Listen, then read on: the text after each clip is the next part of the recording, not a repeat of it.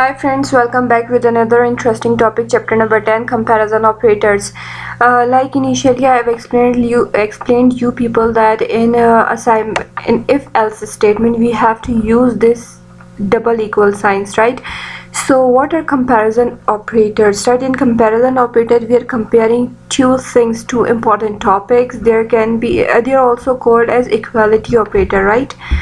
So if full name equals to Mark, this is basically we are having concatenation, right? There and here there will be a gap of two values, and Mark measure, right? Its full name, then here we will use its first name, then second name measure, its full name, first name plus last name, its total cost. So here basically these are what comparison operator. Here it's not exclamation mark or equal sign, it's not equals to, right? If your ticket number is not equals to them, this number, print better luck next time.